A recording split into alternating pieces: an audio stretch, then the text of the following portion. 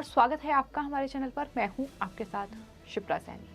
महाराष्ट्र में जारी सियासी घमासान के बीच एक बार फिर उद्धव ठाकरे सरकार मनसे प्रमुख राज ठाकरे के सामने झुकने पर मजबूर हो गई है। जी हां, राज ठाकरे को 1 मई को जो औरंगाबाद में रैली करनी है उसकी अनुमति अब मनसे प्रमुख राज ठाकरे को मिल चुकी है और इस पूरे मामले में औरंगाबाद के एसपी निखिल गुप्ता का बयान सामने आया है। उन्होंने कहा है कि मनसे प्रमुख राज ठाकरे को 1 मई को औरंगाबाद में अपनी जनसभा की अनुमति मिली है। ये बड़ी खबर इसलिए है, दरअसल उद्धव ठाकरे सरकार ने औरंगाबाद में 26 अप्रैल से 9 मई तक कर्फ्यू लगा दिया है और ऐसे में सवाल लगातार ये बना हुआ था कि क्या राज ठाकरे को इस रैली की अनुमति मिलेगी या फिर नहीं। लेकिन जिस तरीके से महाराष्ट्र में फिलहाल सियासी घमासान जारी है, जिस तरीके से महाराष्ट्र राजनीतिक अखाड़े में तब्दील हो चुका है, ऐसे में मनसे प्रमुख राज ठाकरे लगातार ये मांग कर रहे हैं कि दरअसल मस्जिदों से लाउड स्पीकर को हटाया जाए। इसको लेकर उन्होंने उद्धव ठाकरे को अल्टीमेटम भी दे दिया है और ये साफ तौर पर कहा है कि 1 मई तक या तो मस्जिदों से लाउड स्पीकर हटना चाहिए, अगर ऐसा नहीं हुआ तो हनुमान चालीसा का पाठ वो हर एक मस्जिद के बाहर लाउड स्पीकर पर करेंगे। ये साफ तौर पर सीधी चेतावनी मुख्यमंत्री उद्धव ठाकरे को दी गई है और इसको लेकर महाराष्ट्र में लगातार आरोप प्रत्यारोप का दौर जारी है। सियासी बयानबाजी चरम पर है, लेकिन इस बीच उद्धव ठाकरे सरकार कहीं न कहीं अब राज ठाकरे के सामने एक बार फिर से झुक चुकी है। जिस तरीके से औरंगाबाद में राज ठाकरे को इस रैली की अनुमति दी गई है और इस रैली में 15,000 लोग शामिल होंगे, ये भी साफ तौर पर जो पुलिस की ओर से बयान साझा किया गया है उसमें बताया गया है, बाकायदा जानकारी दी गई है। लेकिन आपको ये बता दें कि राज ठाकरे को भले ही रैली की अनुमति मिल गई हो, लेकिन इस रैली की अनुमति लगभग 16 शर्तों के साथ मिली है। दरअसल औरंगाबाद पुलिस की ओर से 16 शर्त रखी गई है, जिसके बाद ये सभा की अनुमति उन्हें मिली है। पुलिस ने ये साफ कर दिया है कि सभा में शामिल होने वाले सभी लोगों को ये सुनिश्चित करना होगा कि कोई भी आपत्तिजनक या किसी की आत्मा को ठेस पहुंचाने वाली टिप्पणी ना की जाए। तमाम जो गाइडलाइंस हैं वो इस रैली को लेकर जारी की गई हैं और आपको बता दें शर्तों का पालन करना जरूरी होगा। आपको बता दें ये जो रैली होने जा रही है ये जनसभा 1 मई को शाम 4 बजे से रात 9:45 तक की जा सकेगी। जनसभा में हिस्सा लेने वाले राज ठाकरे के समर्थकों को आत्म अनुशासन का पालन करना होगा। रैली के दौरान या फिर बाद में आपत्तिजनक नारे या अभद्र व्यवहार ना हो, इसका पालन करना जरूरी होगा। ये भी कहा गया है उपस्थित लोगों को अपनी कार या वाहन को निर्धारित पार्किंग क्षेत्र में पार्क करने के निर्देश दिए गए हैं।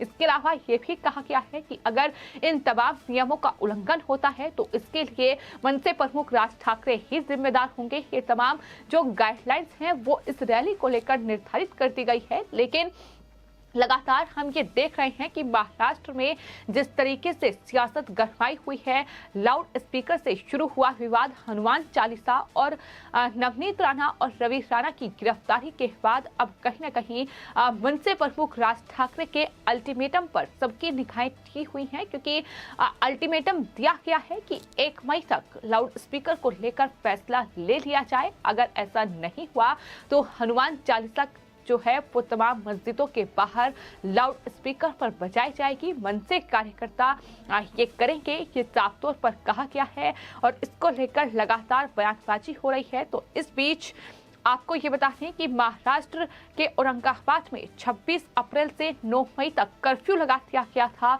उद्धव ठाकरे सरकार की ओर से ये फैसला लिया गया था और धारा 144 लागू कर दी गई थी। इसके तहत एक जगह पर 5 या उससे ज्यादा लोग इकट्ठा नहीं हो सकेंगे।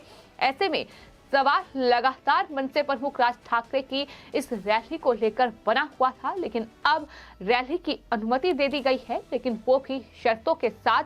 और आपको बता दें उस वक्त औरंगाबाद पुलिस कमिश्नर ने दरअसल जो निर्देश इस पूरे मामले को लेकर जारी किए थे उसमें पुलिस की ओर से जारी आदेश में ये लिखा गया था कि आने वाले दिनों में राज ठाकरे के कार्यक्रम के अलावा मुस्लिम समाज की ओर से आंदोलन, ओबीसी मुद्दे पर आंदोलन होने की संभावना है। ऐसे में हालात बिगड़ सकते हैं, इसलिए ये आदेश जारी किए गए हैं ताकि शांति बनी रहे। लेकिन चूंकि राज ठाकरे लगातार उद्धव ठाकरे सरकार पर हमलावर हैं, उनकी तरफ से साफ तौर पर उद्धव ठाकरे को चेतावनी देते हुए ये कहा गया है कि उद्धव ठाकरे ने दरअसल जिस तरीके से कांग्रेस और एनसीपी के खिलाफ चुनाव लड़ा, लेकिन उनके साथ ही बाद में उन्होंने गठबंधन कर लिया, तो ऐसे में कहीं ना कहीं उद्धव ठाकरे अपनी विचारधारा खो चुके हैं। जो हिंदुत्व की विचारधारा थी उसे पूरी तरीके से त्याग चुके हैं। बाला साहेब ठाकरे ने पार्टी के लिए अंतिम सांस तक काम किया, हिंदुत्व के एजेंडे पर वो पार्टी को आगे लेकर बढ़े, लेकिन वहीं शिवसेना के जो प्रमुख हैं उद्धव ठाकरे, उन्होंने शिवसेना की विचारधारा को बदल दिया है, कांग्रेस और एनसीपी की विचारधारा को अपना लिया है। ये तमाम बातें उनकी तरफ से कही गई हैं। उद्धव ठाकरे सरकार पर हमला बोलते हुए और साफ तौर पर लाउड स्पीकर पर तमाम बयान देते हुए राज ठाकरे की ओर से ये बीते दिनों कहा गया है कि सभी को अपने धर्मों का पालन करना चाहिए, लेकिन इसकी अनुमति आखिर कौन देता है कि इसके लिए सड़कों को बाधित कर दिया जाए। जो नमाज सड़कों पर अदा होती है वो दरअसल घरों में नमाज पढ़ें, आखिर ये कैसा दिखावा है। इस तरीके की तमाम बयान उनकी तरफ से दिए गए हैं, जिसको लेकर महाराष्ट्र में उद्धव ठाकरे सरकार और मनसे प्रमुख राज ठाकरे आमने सामने हैं। लेकिन फिलहाल उन्हें औरंगाबाद में जो 1 मई को एक बड़ी रैली को संबोधित करना है, जिसमें लगभग 15,000 लोग शामिल होंगे, इसकी अनुमति मिल चुकी है। तमाम शर्तें निर्धारित की गई हैं और न सिर्फ बैठक में आने वाले नागरिकों को अनुशासन का पालन करना होगा, बल्कि तमाम आपत्तिजनक टिप्पणी पर भी गौर रखी जाएगी, ये भी पुलिस की ओर से कहा गया है। सभा के दौरान कोई भी हथियार, तलवार, विस्फोटक ना लाएं और ना ही प्रदर्शित करें और ना ही शस्त्र अधिनियम के प्रावधानों का उल्लंघन करें, ये भी बाकायदा गाइडलाइन में कहा गया है।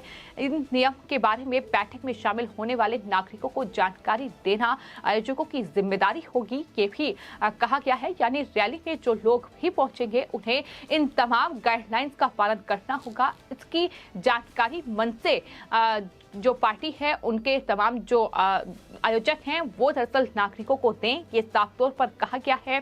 इस कार्यक्रम में स्वयंसेवकों की नियुक्ति की जानी चाहिए, उनके नाम, मोबाइल नंबर के साथ साथ औरंगाबाद शहर के बाहर से आमंत्रित नागरिकों के वाहनों की संख्या, उनके आने जाने का रास्ता, आने वाले लोगों की अनुमानित संख्या पुलिस निरीक्षक सिटी चौक को दी जानी चाहिए। ये तमाम 16 शर्तें हैं जिसके साथ साफ तौर पर इस रैली की अनुमति जो है मनसे प्रमुख राज ठाकरे को दी गई है। साथ ही आपको ये भी बता दें कि इस रैली के दौरान इस बात को सुनिश्चित किया जाना जरूरी है कि किसी व्यक्ति या समुदाय का अपमान ना हो।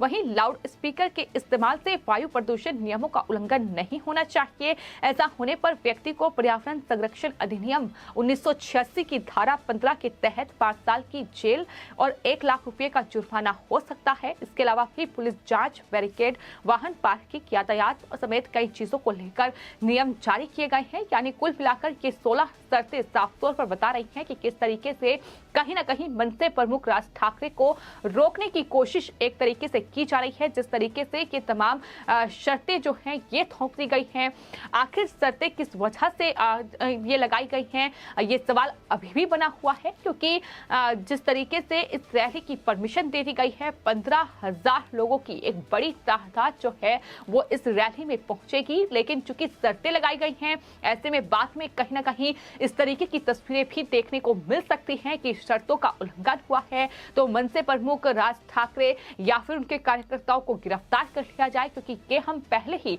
रामनवमी और हनुमान जयंती के मौके पर देख चुके हैं। जब हनुमान जयंती के मौके पर मनसे के कार्यकर्ताओं ने शिवसेना भवन के बाहर हनुमान चालीसा बजाई तो वहां मनसे के कार्यकर्ताओं को गिरफ्तार कर लिया गया। इस तरीके की तस्वीरें हम हनुमान जयंती के मौके पर देख चुके हैं। तो कुल मिलाकर परमिशन दे दी गई है, लेकिन 16 शर्तों के साथ। और देखना होगा कि 1 मई के बाद इस जनसभा के बाद आखिर क्या कुछ तस्वीर महाराष्ट्र में नजर आती है। लेकिन फिलहाल तस्वीर ये है कि महाराष्ट्र जो है वो राजनीतिक अखाड़ा बन चुका है, जिसमें एक तरफ मन से बीजेपी और वहीं निर्दलीय सांसद अमरावती से नवनीत राणा उनके समर्थक हैं और दूसरी तरफ उद्धव ठाकरे सरकार है जो एक दूसरे पर वार पलटवार करते नजर आ रही हैं। फिलहाल आपकी इस पूरे मामले पर क्या राय है, हमें कमेंट बॉक्स में जरूर लिखें और चैनल को सब्सक्राइब करें। धन्यवाद।